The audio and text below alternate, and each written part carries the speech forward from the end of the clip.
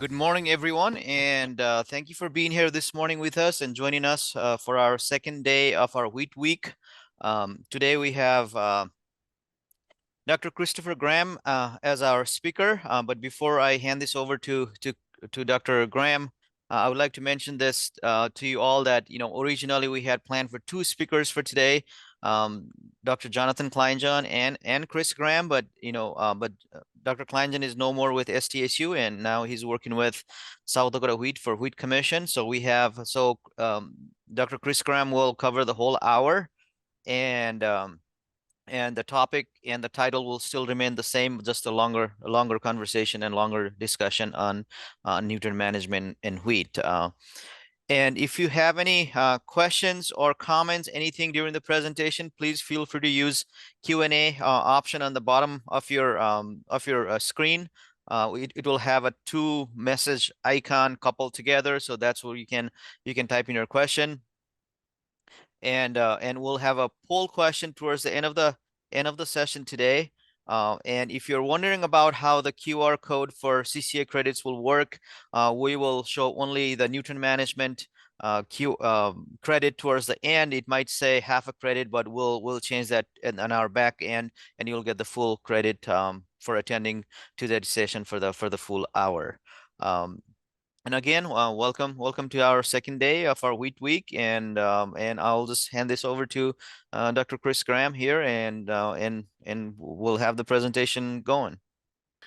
So, by the way, I really like, David mentioned the chat. I really like discussion and questions. So if, Zoom isn't the best forum for dialogue, but if there are questions, David, please feel free to interrupt me if there's something in the chat that we need to talk about, or as things come up. So I'm going to talk today about nutrient management was the broad topic, but I'm really going to be talking about refining nitrogen fertility in winter wheat. And so I have a lot of different slides and different concepts. So I'm going to throw a lot of numbers out. So again, if things get confusing or I wasn't clear, please feel free to interrupt and ask questions in the chat box. So yeah, as was mentioned, my name is Chris Graham. I'm an associate professor in the plant science department, and I'm also the manager at the West River Research Farm in Sturgis, east of Sturgis. And so a lot of the work that I'll be presenting today comes from the western side of the state, so it's a little bit different perspective. And we have some different challenges that the eastern part of the state has a little bit more latitude on, especially with water limitations. So let me see here. A little bit of background. These pictures, I took these pictures at the Rothamsted Experiment Station, which is in England, and it's the longest continuous research station in the world. It's been going since the mid-1800s. And they have this really great display that you can see these three different pictures here. One from 1870, showing wheat from 1878, 1943, and 1993. And so basically what these are showing is these are nitrogen trials. And you can see this, I don't know if you can see my mouse, but you can see this kind of stair step. So this is, ignore the one on the far left. You see this is no nitrogen and then increasing nitrogen. Same in the middle picture, and then same on the picture on the far right. But there's a very distinct difference as you progress through this, 150-year period, or excuse me, 120-year period. And obviously, as you move farther to the right, newer wheat, it's a lot smaller. And so, the phenotype is kind of the fancy word we use for the observable traits of plants. And so you can see how the phenotype has changed over this time, and specifically what we call the harvest index. So that's the ratio of grain to the ratio of total biomass. And the basics is that wheat has gotten smaller and the heads have gotten bigger. You see back in the 1878, this stuff is 3, 4, 5 feet tall. It's massive. And now we get stuff that's, 28, 29, 30 inches tall. And we have this guy to thank for, at least he gets all the credit for it. Some of you might recognize him. That's Norman Borlaug. He won the Nobel Peace Prize back in 1970, and he's kind of credited as being the father of the Green Revolution. And so I think the interesting thing about him is that yes, he's been credited for all these things, but I don't know that a lot of people know exactly what he actually did. Um, and so, back in the 40s, 50s, he was actually a plant pathologist. So he was studying wheat diseases, and he was sent down to Mexico to try to find some resistance to rust because it was just killing the farmers down there. You'd have 20 to 100% loss from rust. And down there, farmers were planting 10, 15 different varieties, very sparse populations, just to try to stop the spread. And yields were terrible, even in good conditions. And so the first thing that he did was he just started going around and gathering all these varieties, and he got something like 9,000 varieties, screened them all, and he found just a couple of them, maybe a handful, 4 or 5 that were actually resistant to rust. And so basically what he did is he started back crossing with those as parrots, and he started finding something that was rust resistant, and B, something that was high yielding. And so he started having all this great success breeding these resistant rust resistant varieties. But now they started getting these really big heads, and they just kept falling over, kept lodging because there was too much grain.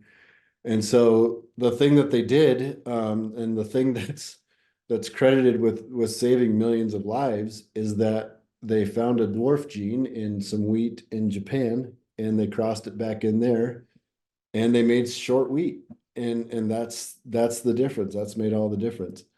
Um, and so I bring this up as some background, of course, but also to say that um, the way that our plants are changing, always changing, nitrogen in this case, what we're going to be talking about, it's always evolving, and there's always needed for updates. And I love this quote, that this is part of his Nobel Prize speech.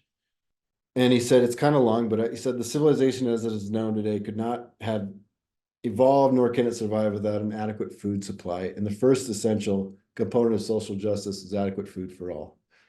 Um, and then he goes on to say, it's true that the tide of the battle against the hunger has changed, meaning we had this green revolution, we've produced all this food, we have these new varieties. We also have a lot more use of nitrogen fertilizers, which is kind of that in and of itself is a whole discussion. But ebb tide could soon set in if we become complacent. And that's where I think some people say, well, why are you going back and doing all this research on nitrogen? We have our SDSU calculations, we've done it all. But that's my argument, is that we cannot become complacent. These things are always changing. We can always do better. And so here's the problem. It seems like a very simple question. How much nitrogen does it take to make a bushel of wheat? And we know that in general, on average. You can see there about 2% of the grain, or 1.2 pounds of nitrogen, is in a bushel of wheat in the grain. And then about 0.2 pounds of phosphorus and some potassium. Then there's another 0.7 pounds in the straw. So altogether, we have about, roughly 2 pounds of nitrogen in a bushel. And you can see this is kind of a idealized version of nitrogen uptake. On the y-axis, or excuse me, the x-axis, kind of ignore the days after seeding. I think that's a little off. But the important part is how much nitrogen is taken up and when it's taken up. And so as you can see, in the early days, very little nitrogen is necessary. Once we hit tillering, that's when things start to take off. And then, of course, when we hit, Feek 6, when we start the stem elongation, that's where you have this very rapid increase. And then you hit flowering, and then it tapers off. And so, roughly 80% of the nitrogen is taken up prior to flowering. So, the takeaway is, yeah, everyone knows this. If you get your nitrogen down, ideally by tillering, maybe by week 6 at the latest, most of that nitrogen is going to end up in the grain, in making more yield. As you get later on in the season, flowering, then any nitrogen that's taken up is mostly going to protein. Um, so there's lots of studies that show that. And so the problem though is that this is 2 bushels of grain in any, or two pounds of nitrogen in any 1 bushel of grain. Um, but the problem is that not all nitrogen is the same, and not all uptake, or not all uptake is linear. And you can see this kind of curvilinear function that we have here. So on this graph, you have yield on the y-axis. And then you have, this is kind of just a scenario that we see, I see fairly typical, but so this is fertilizer rates from 0 to 200 pounds, and then you have 60 pounds of nitrogen in the soil. So if you added no fertilizer whatsoever at the 0, you get about 32 bushels per acre in this scenario. On the right-hand side, you can see these 2 lines. These are corresponding to the amount of N per yield. So now we're looking at the pounds of nitrogen in a bushel. And at this rate, you have about 32 bushels. We have about 60 pounds of soil nitrogen. So you divide 60 by 32, and it's just under 2 pounds in per bushel. Now, let's say we add 40 pounds. That gives us an extra 9 bushels of wheat in those 40 pounds. And if you divide 40 by 9, then you get about, roughly somewhere between 6 or 7 bushels. Um, excuse me. Uh, you, out of those 40 pounds, you got about 9 bushels, so that's fine. Okay. So now let's go and add our next 80 pounds of nitrogen, going from 40 to 80. This time we go from 41 bushels to 48 bushels, increasing 7 bushels per acre. So as you start to move along this curve, our nitrogen gets less and less efficient. 48 to 50 on this, let's see, was that 1, 2, 3, our third addition of 40 pounds. So now you're going from 48 to 50. Now you're at 2 bushels. Still adding the same amount of nitrogen, you're just not getting as much out of it.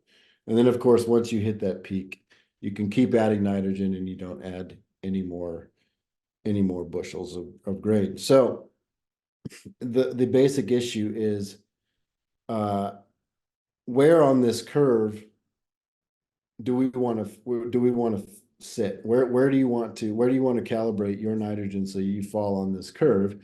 And then B, how are you going to predict this curve in the first place? It's going to change every single year. So it's a really complicated process. And then you throw in weather, which makes it, of course, much worse. Um, these 3 different lines here again correspond to the second axis, this second y-axis, which is the amount of nitrogen that produced in a bushel of wheat. And basically, on top you have a dry year. This top line on the bottom, this red line, it's a wet year, and in the middle is just kind of the average. And so as you move along this curve, as you add more and more nitrogen fertilizer, it takes more and more wheat or nitrogen to make a bushel of wheat. So by the end, we're talking down here where we had nothing, just soil, we're about 2. But once we get up here in this top range of this yield curve, then we're looking at 4 or 5, close to 6 pounds of nitrogen to make an extra bushel of wheat. And you can see in a wet year, you can make more nitrogen, or excuse me, more wheat per unit of nitrogen. And in a dry year, it takes more. What's the reason for this? It's kind of the thing that you like to ignore, but it's mineralization. Typically, you get a lot more help from the soil in the form of mineralization, so you're less reliant on your applied fertilizer, and more you're pushing your soils more in those years where you get extra nitrogen that's coming from that organic nitrogen stored in the soil. So the next question is, okay, so how well does the plant actually use fertilizer? As you can see there, it's not very well in general. The global average for all cereals is somewhere between 29 and 42%. So let's look at this yield curve again. Now at the bottom at the y-axis, we just have our nitrogen rates. And on our x-axis or y-axis, we have our yield, those corresponding rates. So when we look at this, we can see from our studies, we get these curves. And if you look, all those lines that those horizontal lines sloping down, all are on the second axis. This is the use of applied fertilizer. So this is our fertilizer efficiency. And again, I broke it down into a wet year, a dry year, and then average years. So what we find is that you lose roughly 1% of efficiency for every 10 pounds of nitrogen, which doesn't sound like a lot, but when you're starting, even in these low ranges where this is really where the wheat is really responsive to nitrogen, we're getting 30, 35%, maybe 40% in some cases, fertilizer use, and the rest is going somewhere else. We don't really know where. Sometimes it stays in the soil, and other times it is, it's lost to the environment. And so the point here is that we tend to lose nitrogen use efficiency in wet years. And again, sometimes that's because it's lost to rain, denitrification, and leaching. But sometimes it's just because you have two molecules of nitrogen. One might be coming from fertilizer, one might be coming from soil. And so more of that is used for from the soil and less from the fertilizer. And so our efficiency drops way down.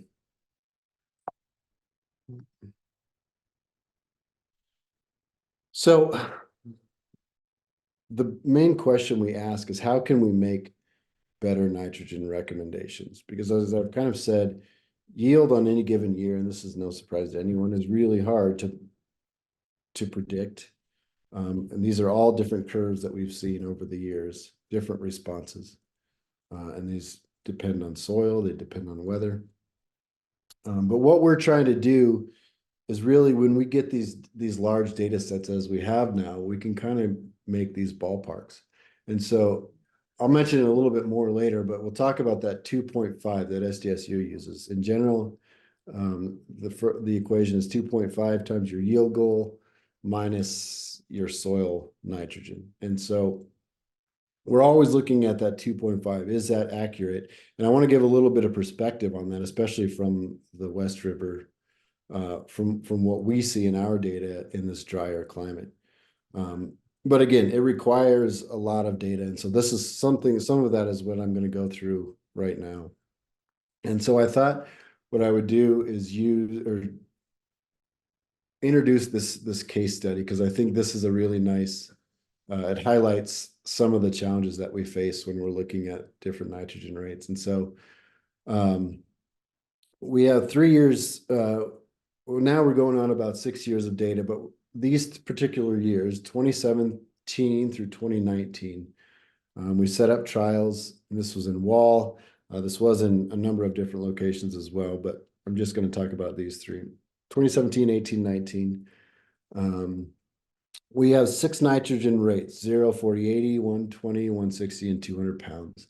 And so the whole goal was to see, well, let's look at how the optimal nitrogen rate changes over these years. And again, I know what we're doing is we're going back, we're backcasting and say, so we have perfect knowledge of what's going to happen.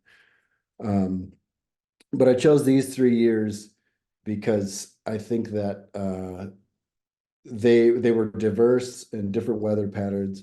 And as my colleague Bruce Swan likes to say, winter wheat is made with the precipitation in May. And so I looked at this actually, and there's actually some truth to it, turns out. And so what you can see here, this is the May cumulative precipitation at all of our different sites. And then on the y-axis is the winter wheat yield. And you can see this trend that basically as May precipitation increases, we see higher yields. but actually it plateaus fairly quickly. And so really, at least in this data set, if you can get 3 inches of rain in May, you're pretty good shape. Of course, that depends on a lot of other things. Um, and so the years that I'm going to be talking about are distinct, as I said, precipitation wise, where you have 2017 down here in the red. So fairly low, less than 2 inches of rain in May, lower yields. And then we have much higher yields as in the green or this blue or this purple here is 2023, which I'm not going to be talking about, but then you have these 2 wetter seasons in there. So just as some background, 2017 dry, 2018 pretty good, 2019 pretty good. All right. So this is 2017, and there's kind of a lot to unpack here. So this is what you're looking at here is the total nitrogen, and this is the soil plus fertilizer on the x-axis. And so you can see we started down here, down about 30 pounds of nitrogen in the soil at our 0 N rate. And then we had those increasing nitrogen rates, as I mentioned. And each of these circles in here, see a lot of these, are observed yields at those different rates. And so look at the spread in some of the circles. So there is a lot of spread, especially in a dry year like this. There's a lot of variability, even in our 0. If you look at where we didn't apply fertilizer, we go from yields close to 40 down to less than 20. So over 100% difference in variability for those yields. So we fit this curve, it's known as a quadratic plateau. And basically what the quadratic plateau helps you do is it finds the center point of each of those observations, and then it fits a line. And you can, with that as an associated equation. And with that equation, you can ask a lot of interesting questions. One of those is, what is the agronomic optimum? And so I have on the top there that little definition. The agronomic optimum is the rate of applied fertilizer of N, the rate of applied N that maximizes grain yield. And this is regardless of cost. So this is how much nitrogen do you need in the ground to get the most possible wheat out at harvest time? And so you can see these dotted lines in here indicate that. And so what do we see here? So our yield plateaus at 48.4 bushels. So let's just say 48 bushels was our max. And again, this is a dry year. Yields are not going to be so great. Agronomic optimum, 147 pounds of nitrogen. When you divide 147 by 48, you get a productivity factor of about 3 pounds of nitrogen per bushel. Okay, so in this year, keep in mind, we have that 2.5 as kind of our general target. This dry year, it took us 3 pounds of nitrogen to create 1 bushel of wheat.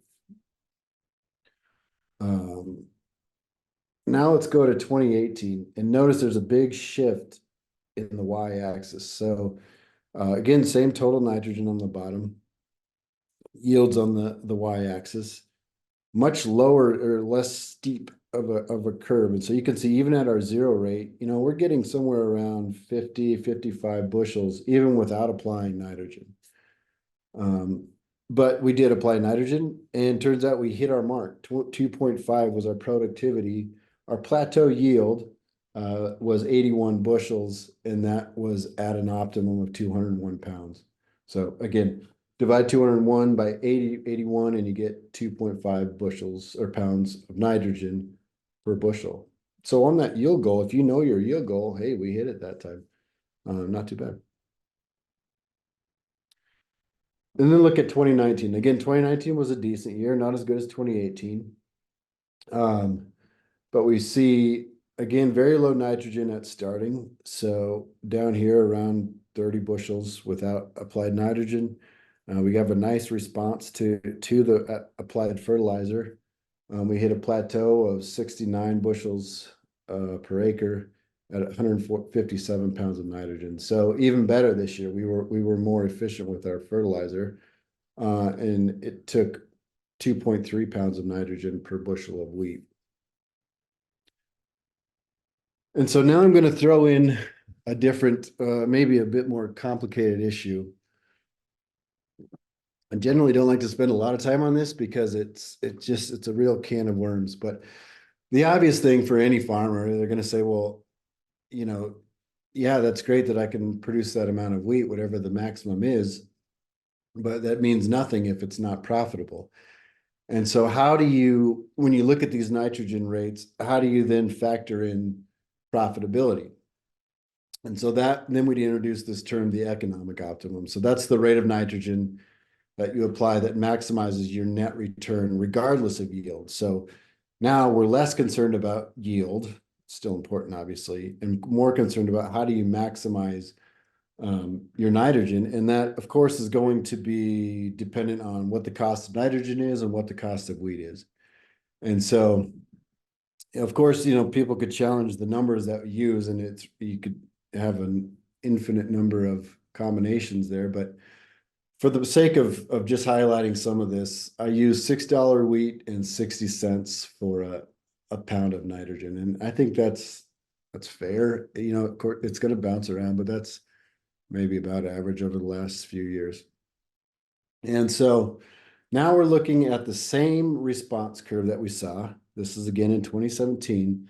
This time, though, the x-axis has changed, and this is all we're looking at is our applied rates of fertilizer. So we're ignoring how much fertilizer was in the soil at the time of planting.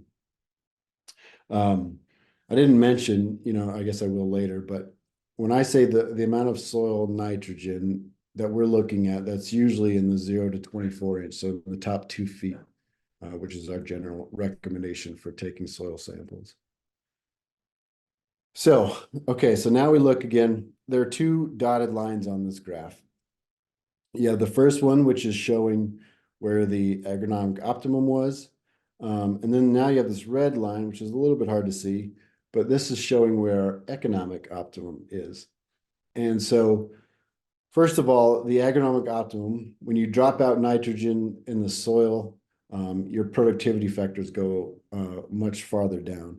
And so this time we plateaued at 48 bushels per acre, and that was at 107 pounds of applied nitrogen. So that was our peak. But when you take in this factor, $6 wheat, 60-cent nitrogen, you drop it back. And so we have an applied nitrogen agronomic optimum was 2.2 pounds of nitrogen per bushel. When we look at economics, all of a sudden we go from 107 pounds of nitrogen applied to 79 pounds so close to 30 pounds difference between the agronomic and the economic optimum. And you have a nitrogen productivity factor of 1.7 versus 2.2.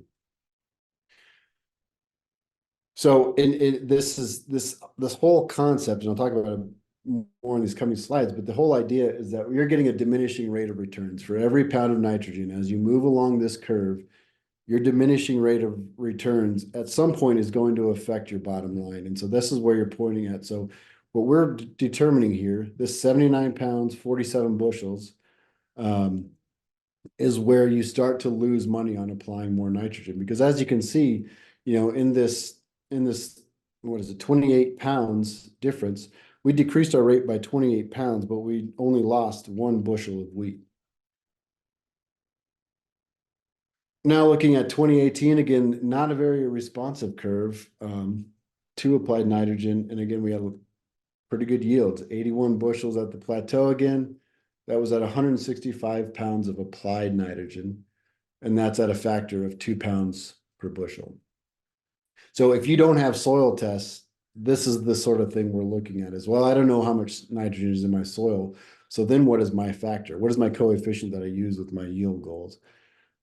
And when you look at this, though, quite a big sweep here because of this long plateau.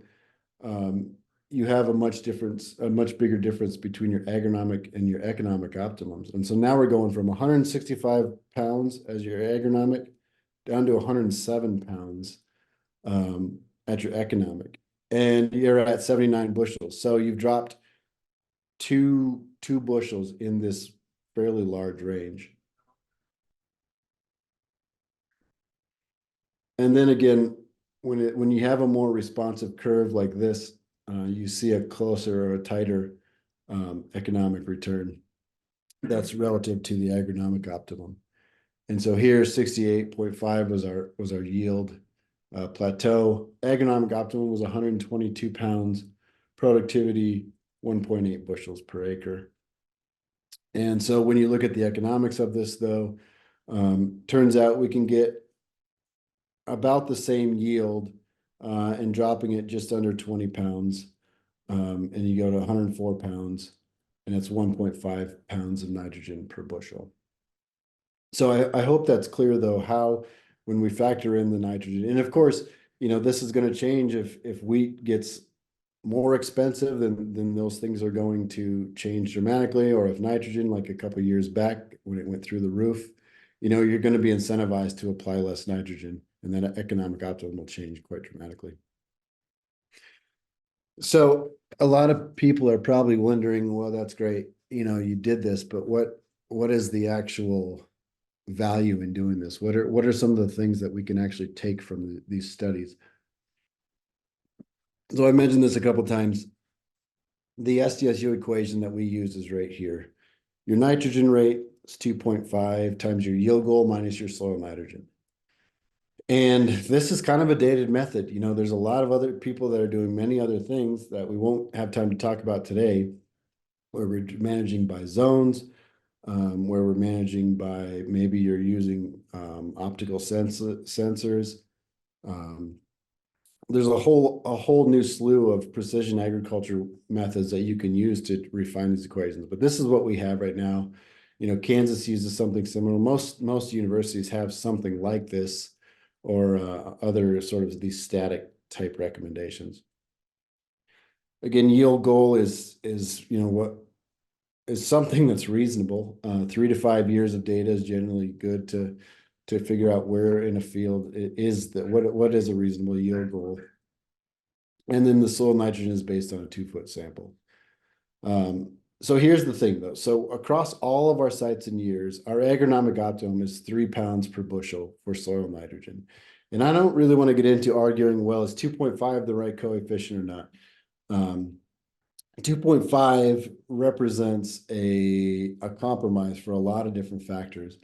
But this 3 pounds. And again, I'm in the western part of the state where it's dry. So it's going to take more nitrogen to make a bushel of wheat regardless. And so over all of ours, to maximize yield, the average is 3 pounds per bushel. But we can see this huge range, 1.8 to 5.6 pounds per bushel. 5.6 came in that 2017 year when it was pretty dry at one site with miserable yields. So that 2.5 again it's a ballpark. It's a best guess. But for applied N only, so again, if you don't have a soil test, you don't know how much nitrogen is in your soil, our average is about 2.1 pounds per bushel. So that's just for applied nitrogen.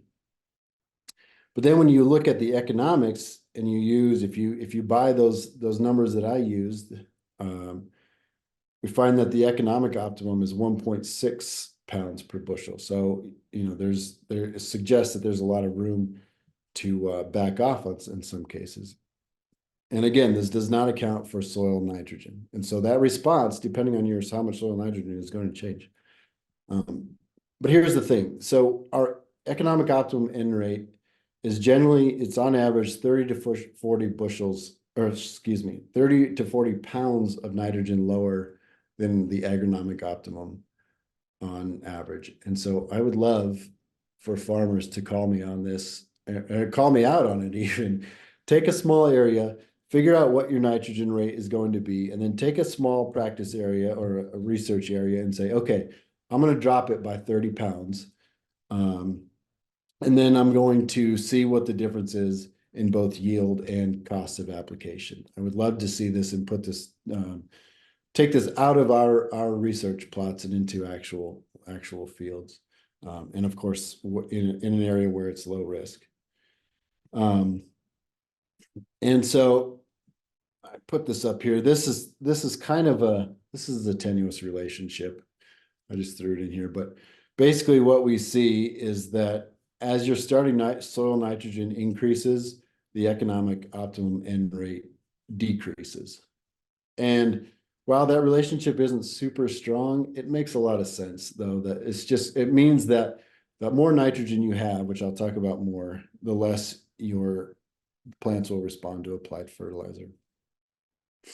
So this is kind of what I'm getting at. So here's what we see.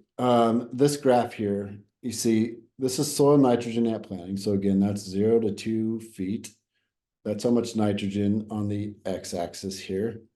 And then we see yield without applied N. So we look at, here's what the starting soil nitrogen is. Here's the yields we got when we in our plots where there was 0 N. And what you can see is fairly obvious, kind of what I was alluding to.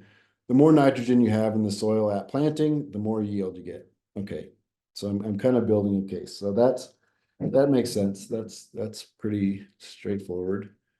And then we look at this one. So this graph now is showing the yield without applied nitrogen on the x-axis. So this is, if we look at, here's what our yields were in our 0 N plots.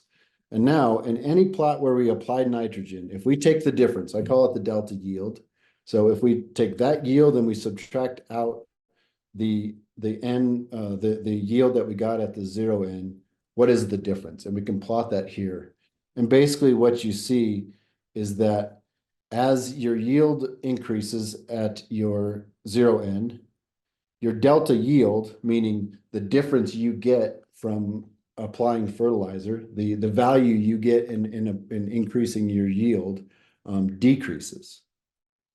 Okay, so I hope that makes sense. As baseline yield increases, yield response to fertilizer decreases. Your fertilizer is less effective. Now, when you look at it a little bit differently, now putting it all together. So, okay, so that what you're saying, Chris, is that if I have more soil nitrogen at planting, then I have less need for fertilizer. I have less dependence on fertilizer because it's less effective. And so, okay, so how do I get soil nitrogen at planting? And so this is a really nice graph, I think, from our data. And it shows on the x-axis, you have soil organic matter, and then you have soil N at planting. And what we see is a pretty consistent relationship. These are all, obviously, these points are all observed, but the line increasing at, I didn't really talk about these R and the P and these equations. R is basically the correlation. So how strong is that correlation? And the P is it statistically significant? All of these that I'm showing, with the exception of that economic optimum one, are statistically significant. But what this increasing line is saying is that as you increase your organic matter, you have more soil nitrogen at planting. That's just the correlation that we see. And so what does that mean? If you take it a step further, so as you increase soil organic matter, you have more nitrogen at planting, you have less response from your plants with applied fertilizer. Okay, so more organic matter means less of a need for fertilizer because you're getting more coming from the soil. You're pushing your soils more as you increase your organic matter. And so what we see here, data show that every 1% increase in organic matter, we increase our soil nitrogen by about 15 to 20 pounds at planting. So the obvious thing is, okay, so this is something we can actually do with these data. So we know here that increasing organic matter increases our nitrogen cycling. We're showing it right here, which decreases our dependence on fertilizers. And so what are those practices, which I'm not going to really talk about today, but we will in a number of different talks in these crop hours, is what are those practices that we can do to increase soil organic matter? Because there is a lot of knock-on effects. This is just one that we're showing with some reasonable data. All right, so now I'm going to take this just a little bit farther, even though I've already kind of alluded to this. So again, this graph is showing soil organic matter on the x-axis. And then now we're looking at fertilizer efficiency. So this is a calculated rate. And basically we're flipping that coefficient that I was talking about, that how many pounds of nitrogen does it take to make a bushel of wheat? Now we're looking at the inverse. So how many bushels of wheat do you get for every 1 pound of nitrogen applied? And so that's more or less what we're looking at here. So this range you're looking at when you have the 0, to 8. So at 0.8, you would say, well, for every 1 pound of nitrogen I added, I got 0.8 bushels of wheat. So that's pretty good. Where we're saying, no, it should take about 2. So what this graph is showing, this is all of our some of our measured data, and showing increasing organic matter and fertilizer efficiency. And you can see with this line, it's decreasing. So what does that mean? It's an inverse relationship. And basically what that is saying is that as that organic matter increases, the yield response to applied fertilizer decreases, which I've already said. So more organic matter, the less efficient your nitrogen seems to become. We see this kind of cut point where the economic N rate for organic matter less than 3%. So down here in these lower organic matter is about 20 pounds less than your agronomic optimum. So I was talking about agronomic and economic. So when organic matter is lower than 3%, we generally see a much narrower or tighter band between your agronomic and your economic, meaning you need more nitrogen fertilizer. When our economic optimum rates in organic matter is greater than 3%, the economic N rates in soils that have an organic matter greater than 3%, the average is roughly 50 pounds difference. So again, building organic matter saves you money in respect to applying nitrogen fertilizer. I hope that's clear. Okay, getting a little bit low on time. So I'm going to move through these. The problem with wheat, of course, that we don't have to worry about in something like, say, corn, is that people care about protein. And we know there's kind of this inverse relationship where as yields go up, nitrogen gets thinner, it gets diluted, and we tend to get less protein. And so also, as we know, protein is made of these various amino acids, and amino acids are made of nitrogen. And so we have these competing interests. More yield equals less protein. So how do we maximize that to say, okay, we want the best yield we can get, but we also need to make sure in winter wheat, of course, spring wheat's different, but winter wheat, the baseline protein is 12%. We want to hit that because the premiums, in my experience, you don't get a lot for a premium, but you can get a lot for a discount when you have less than 12%, depending on the year. And so here's what we see. Basically, across all of our site years, we found that to get 12% nitrogen, or excuse me, 12% protein, you need about 110 pounds of nitrogen in the 24-inch profile. So that includes soil and fertilizer. 110 pounds. Doesn't really matter how you get that 110 pounds, just that it's there. And you can see as nitrogen rate increases on this x-axis here, protein increases pretty steadily. And it's a pretty consistent relationship. More nitrogen in the soil equals more protein in the wheat. Now these dotted lines here, this is showing that 110 pounds. So this is where it crosses the Y intercept of 12%. You can see there's a lot of points down below 12% down here, and even some after 110 pounds below 12%. So in some cases, we had 150 pounds or more, and we still didn't hit 12%. And so I put this in here. Location matters. So here's 3 different sites out. Vivian, which is of course is central part of the state, and then Wall and Sturgis are more west. But huge differences. It took averaged 150 pounds to get 12% at our sites at Wall, whereas it was more like 80, 80 in Vivian and 70 at Sturgis. And so there's no location specific difference between those because they're all kind of spread out. So it's kind of weird. It's kind of a conundrum. So that 110 pounds represents an average of all of these. But the thing we going back to our organic matter, we find that in these wall sites in particular, always very low organic matter.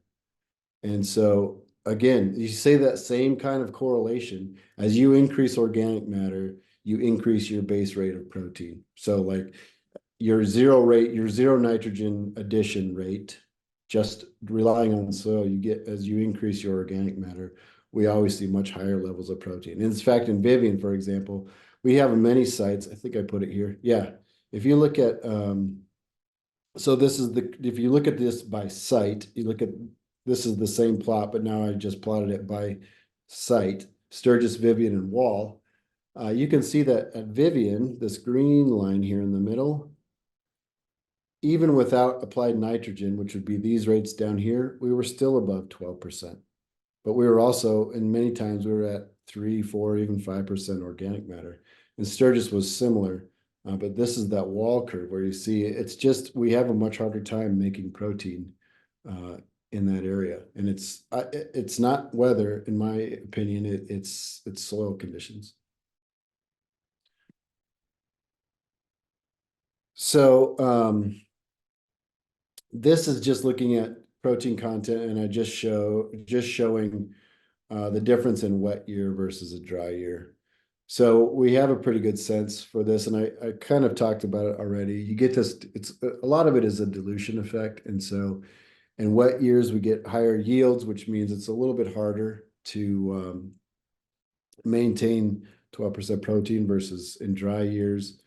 Um, you tend to get low yields, and you can generally have pretty good protein.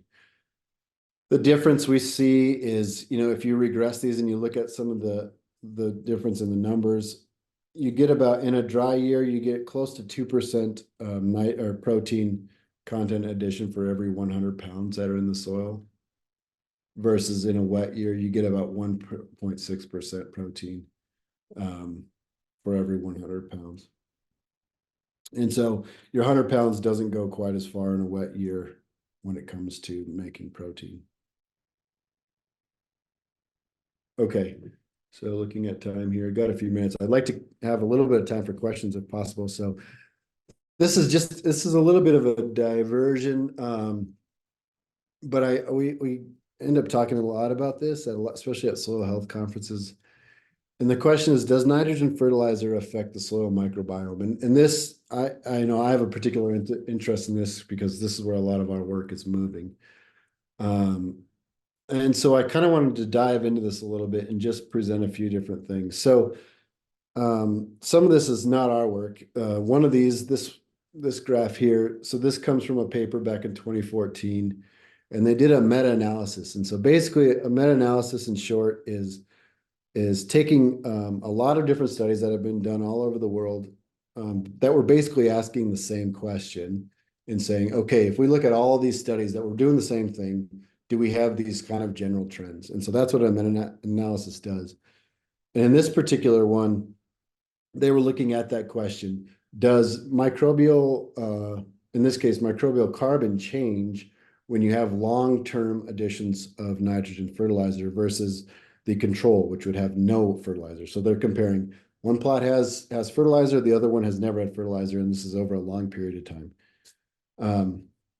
In over 64 different studies at this, again, in all different kinds of climates, they found that microbial carbon increased by 15% with nitrogen fertilizer compared to unfertilized control. So it's not saying anything about the microbes themselves. It's just saying that the total number of microbes is increasing based on their carbon amounts. And you can see this line. So basically what this is showing is this one-to-one line. The control is on the bottom on the x-axis, and the fertilized plots are on the y-axis. And so really, though, you can see it's 15% overall on average, but anything that's below that line would be where the control had more microbial biomass relative to the fertilizer, and anything above, then the fertilizer has more. And so some of these areas, the ones that are actually highlighted in black here, where you have some really extreme differences, those were anhydrous ammonia applications. And so one thing they found quite a lot of is that anhydrous does seem to affect the microbial populations on some ways. In some degrees, it's pretty significant. And the thing about it though is that it's probably less of a, well, we can't say it may be less of the fertilizers themselves per se, but what those fertilizers do, the nitrogen fertilizers do to pH, which we know that over time, ammoniacal fertilizers, stuff like or urea, and any other ammonium-based fertilizers are going to eventually decrease pH. It's just the chemistry of that process. And so, it appears that in many ways, it's not so much the fertilizer itself, it's the pH change that's going to affect the microbial populations more so. And this is where it can be a concern.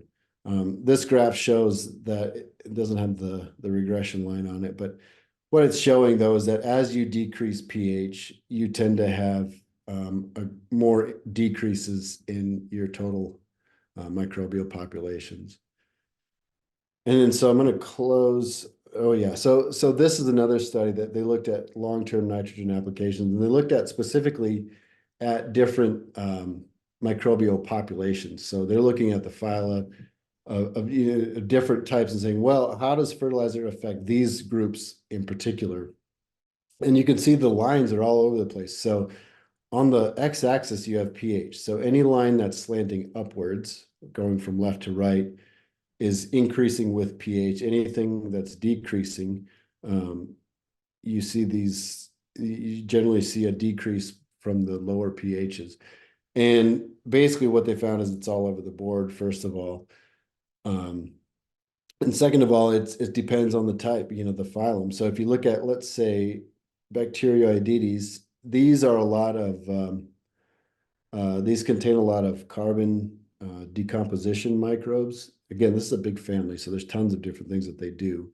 But you can see in that particular one, there's a general decrease as pH decreases. It increases in our more neutral soils, and then it declines again as you get increasing pH.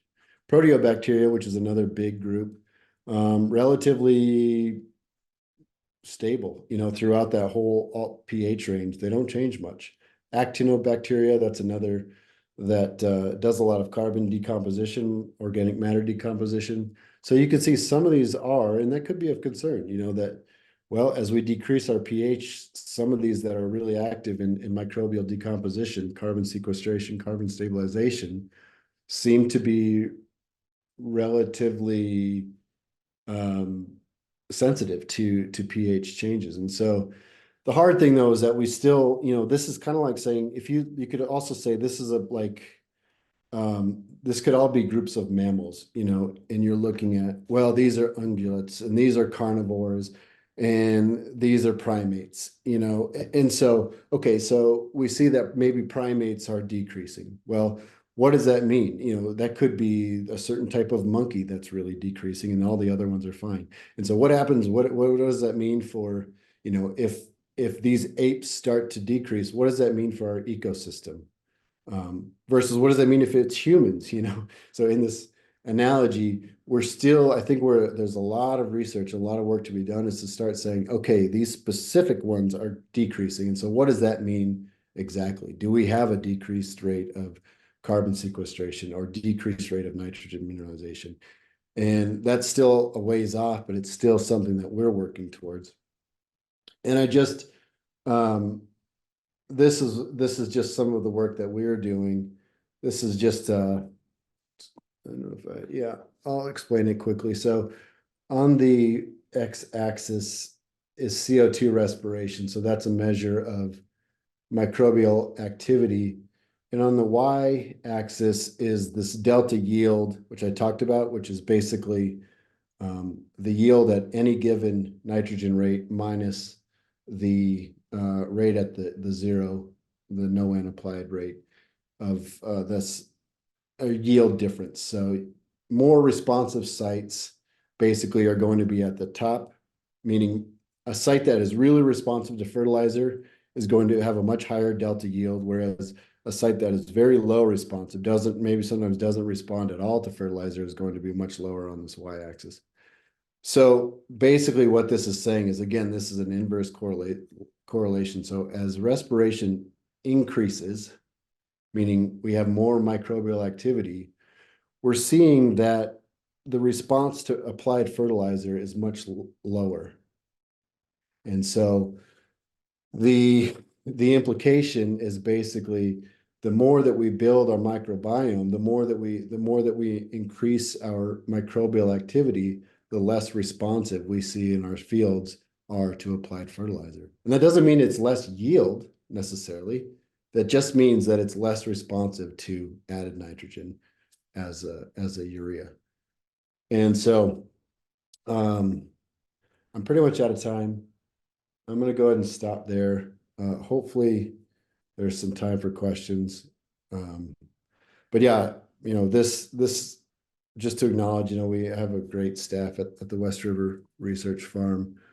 Lots of collaborators that we work with on campus and other universities, interns. And so we have a rotating crew. And then funding from the South Dakota NREC, Wheat Commission, and the Experiment Station, and also some USDA funding. And so, to end, I think, I just appreciate you sitting in. Hopefully there was a lot of different numbers and a lot of different graphs. And so hopefully they were clear enough. But yeah, David, if there's time, we could certainly have some questions. Yeah, we do have a few questions, and if you want to stop sharing your screen, there will be a couple of things happening here. There will be poll questions that will be showing up in your screen if you want to answer that poll questions quick, and we'll do that simultaneously when you're, addressing some of the questions. So I'm going to read off this first question, Chris. Have there been trials on the use of biologicals that are sprayed on for better N uptake, such as Utrisha N or Pivot Bio? Yeah, there's been many. We've done some, and there is a lot of studies at other universities. And a lot of the work that we've done on biologicals in that sense is under drought conditions. Um, and so basically what I've seen is when you apply these things, there was a big consortium that looked at all across the Midwest, and they did not find a lot of significant results so far. We see some of that. We've seen some increases in some cases, and we've seen some decreases in some cases. And so I guess the best answer I could get, which is not very satisfying, is that yeah, there are situations where they seem to work and they seem to be useful, but it's extremely variable. And the question that I always have is look at the background noise, look at the background amount of bacteria that are in the soil. One of the things that we're not answering very well is how well do these applied for biologicals compete within that microbiome? It's really hard to say, okay, yeah, those we put in there, they thrived with all these other ones. They got along really well with all the other microbes, and they're still living there in 6 months, or they're still living there in a year. We don't know, and I think that's a big question that remains unanswered. Thank you. Hopefully your answer is enough, uh, to answer, hopefully the person who put that question in got, a good answer from you. So there are two more. So first one is, why does the economic optimum method not account for soil residual N tests? Seems like the economic optimum would change drastically with large soil test differences. Maybe you explained it, but I did not understand. No, I didn't explain it. And that's one of the problems with the economic optimum is the issue is how do you credit nitrogen that comes from the soil? How do you put a value on that? And there are people that have tried, but it's really simple with when you go and buy nitrogen, you paid a price for an amount and you can just divide that and you figure out how much it is per pound. But how do you put a price on organic nitrogen that is mineralized during the season? Or how do you put a price on the nitrogen that is just there as residual when you go to plant? And so there's not a great method to do that. other than deferred, so what is the nitrogen that we save by having more nitrogen in the soil? Perhaps that's the way we can do it, but it's always backcasting. So, like I said, you can change for every 10 pounds, you can probably decrease your nitrogen rates. And so you could probably put a price on it through the bushels of wheat that you saved, or the nitrogen that you saved there. Um, but there's not a good way to do that, and I think it's unfortunate because if we could put a price on organic matter, again, people have tried, but it's hard. But if we could, I think that would make the messaging a lot more impactful. Thank you. I have one last from Rick. What yield level is the 110 pounds and at 12% protein figured at? Oh, that is not independent of yield. So that's all of our nitrogen rate or all of our yields combined.